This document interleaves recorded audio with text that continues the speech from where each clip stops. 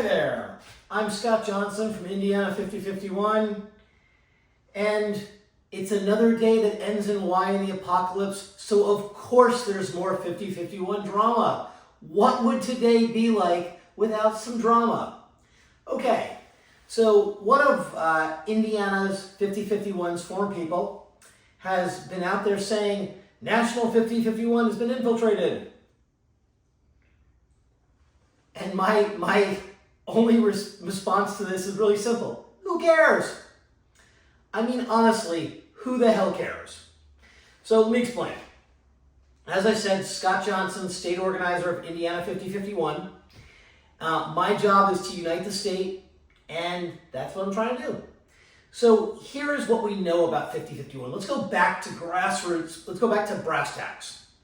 5051 is a grassroots, decentralized protest movement against the overreaches of the Trump administration.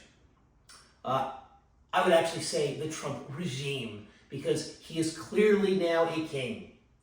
Now, none of us are paid by National. Hell, none of us are paid. And we aren't controlled by National, so who cares? All National is, to us, to most of us, is a voice that cries out from the darkness and says something like, 5-1 and the theme is community, go forth and protest, my children. And yeah, that's a bit tongue-in-cheek, but I'm also not that far wrong. So, and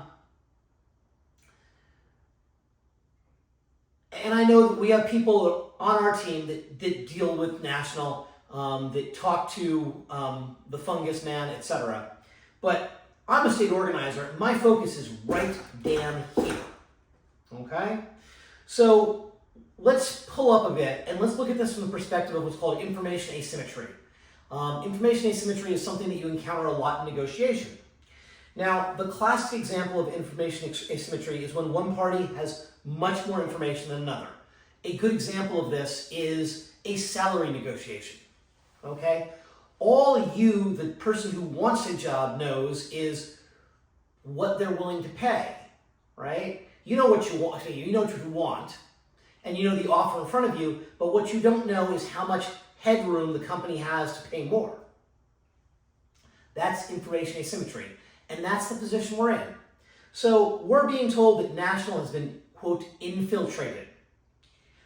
And that means that someone, possibly someone malicious, controls National. And since many, if not most, state leaders have been vetted by National, here's the power dynamic. They actually know who we are, whereas we only know what we are told about them, and they could be lying. And they have the vetting records, so they know who we are. And they, of course, know who they are. And here's where I come back to my original statement. Who cares? National can't tell any of us what to do. They can suggest, but each of our state organizers, and I've met a bunch of them, is smart enough to simply go it alone. I mean, in Indiana, this month we have 3 events, plus our new weekly protests, recurring weekly protests. All National said to us at the beginning of the month was, May 1, and don't do anything else because we need a break. And our response was really simple. F that. We don't stand down when fascists are taking charge. So the day we learned that, hell, within 5 minutes of learning that, we invented our own 517 and 525 events. And if you're in Indiana, make sure you come. And then when Trump started arresting judges on 525, Judge Hannah Dugan and Judge Jose Luis Cano. I'm sorry, there are so many names these days.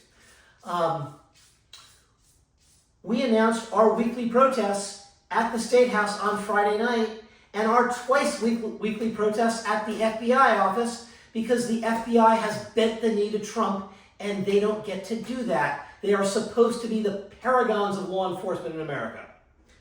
Now, I'm going to point something else out. There is not one thing preventing all the state organizers from convening a council and taking charge of the movement ourselves. My response to National? I don't care. All of us need to ignore the drama and do our jobs. And my job here in Indiana is to organize 288,000 people because that is 3.5% of the US population. Every other state organizer knows their number, I'm sure. So, who cares? Thank you so much. I'm Scott Johnson from Indiana 5051. Please share this far and wide.